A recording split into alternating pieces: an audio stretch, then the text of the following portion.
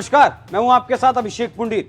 कभी टीएस सिंहदेव के मुख्यमंत्री बनने की खबर सामने आई तो कभी ताम्रध्वज साहू के नाम पर मोहर लगने की बात कही गई। कभी चरणदास महंत के इलाके के में समर्थकों ने जश्न मना लिया तो कभी भूपेश बघेल के घर पर पटाखेबाजी कर दी गई। लेकिन छत्तीसगढ़ के मुख्यमंत्री के लिए जब पार्टी ने भूपेश बघेल का नाम का ऐलान किया तो उसी के साथ सारी अटकलों पर विराम लग गया। आज हम इसी बारे में आपको बताने वाले हैं। अगर आपको हमारी खबर पसंद आए तो स्टोरी को लाइक करिएगा और चैनल को सब्सक्राइब करना ना भूलें।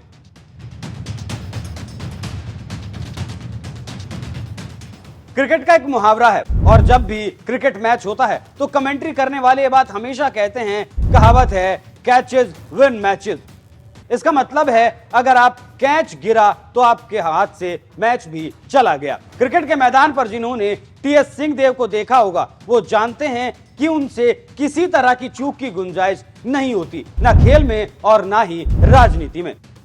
छत्तीसगढ़ में भूपेश बघेल ने भी यही किया। अपने दमदार प्रतिद्वंदी टीएस सिंहदेव जो कि छत्तीसगढ़ के मुख्यमंत्री पद के सबसे बड़े दावेदार थे, उनको पछाड़कर छत्तीसगढ़ के सरदार बने। नाम भूपेश बघेल, जन्म स्थान 23 अगस्त 1961 पाटन। पिता का नाम नंद कुमार बघेल, माता का नाम बिंदेश्वरी बघेल, पत्नी का नाम मुक्तेश्वरी बघेल।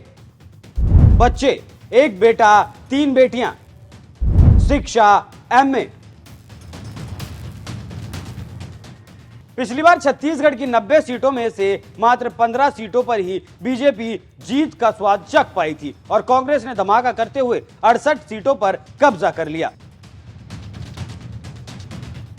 बीजेपी के मुंह का स्वाद ऐसा कसैला हुआ कि पार्टी अब तक उस कसैलेपन से उबरने का इलाज ढूंढ रही है, लेकिन मिल नहीं पा रहा। कभी बीजेपी की जीत के लिए मोदी का चेहरा ही काफी माना जाता था, लेकिन अब बीजेपी हांफने लगी है। मगर छत्तीसगढ़ में यह समस्या कुछ ज्यादा बड़ी है। माना जाता है कि फिलहाल रमन सिंह सियासी हाशिए पर हैं। रमन सिंह बीजेपी में अटल आडवाणी युग के नेता हैं। इस युग के शिवराज सिंह चौहान हो या फिर वसुंधरा राजे, मोदी शाह की बीजेपी के खांचे में वो फिट नहीं हो रहे।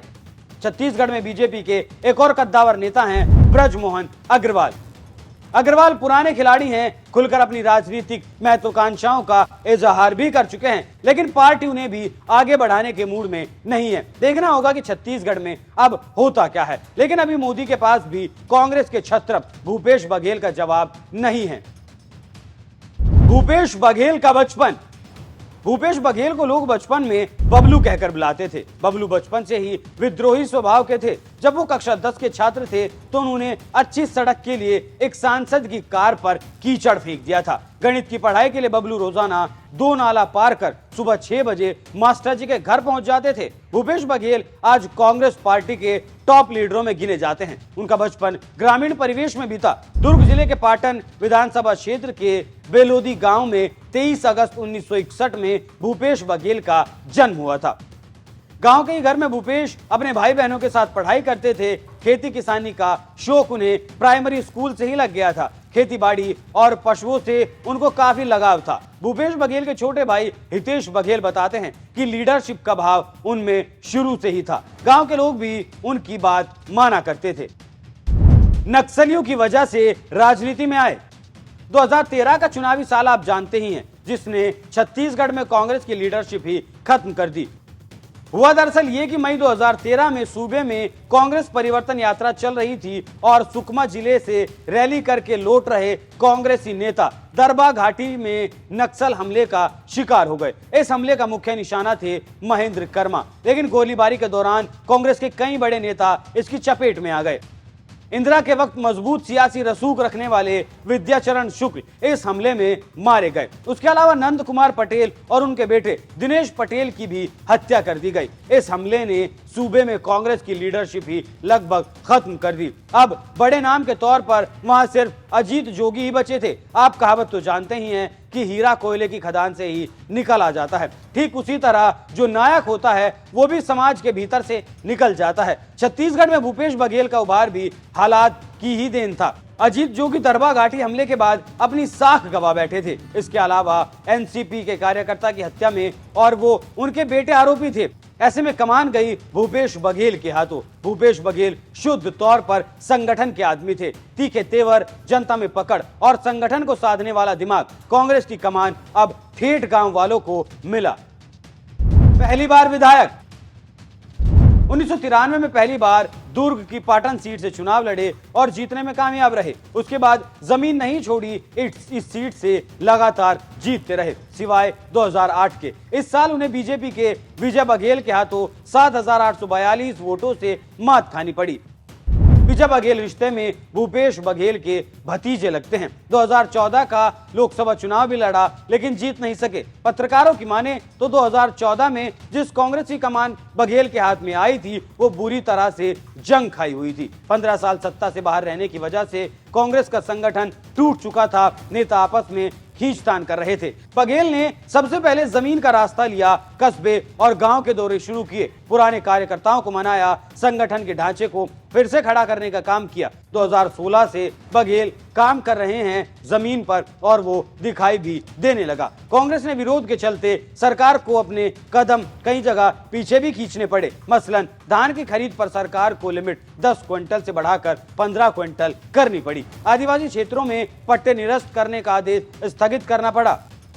सरकार ग्राम सभा के बजट से मोबाइल टावर लगवा रही थी। विपक्ष के विरोध के चलते इसे भी रोकना पड़ा। इसका असर दिखाई देने लगा। सूबे में कांग्रेस अपनी पराजित योद्धा वाली इमेज सुधारने में कामयाब रही। विरासत बनाम संघर्ष।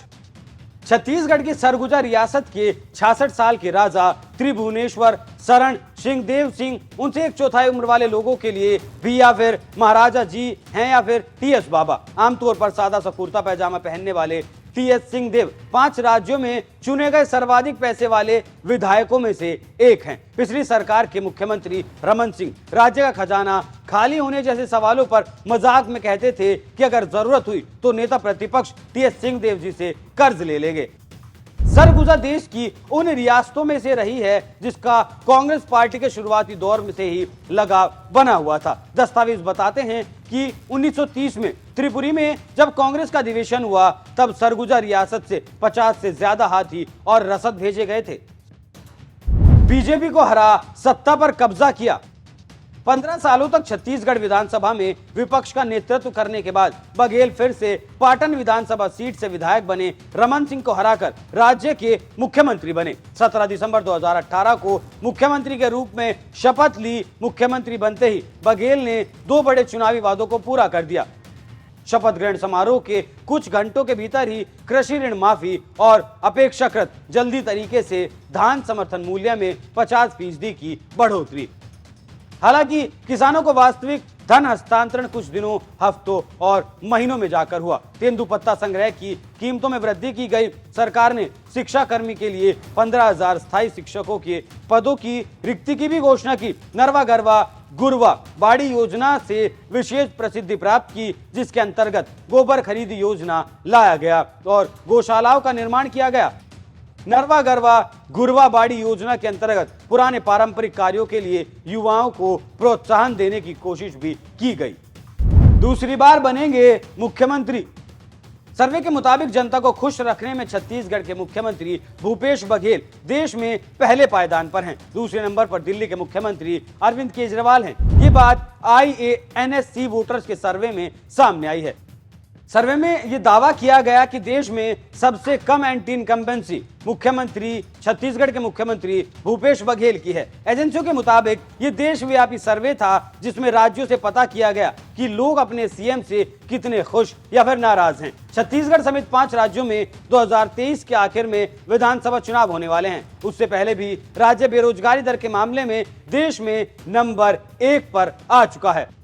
बता दें कि भूपेश सरकार ने राज्य के प्रशासनिक ढांचे में कसावट लाते हुए पिछले पौने 4 साल में 6 नए जिलों और 77 से ज्यादा नई तहसीलें और कई अनुविभाग शुरू किए। अब छत्तीसगढ़ में जिले बढ़कर 33, तहसीलें 227 और अनुविभाग 108 हो चुके हैं। इसके साथ ही विकास की रफ्तार तेज है।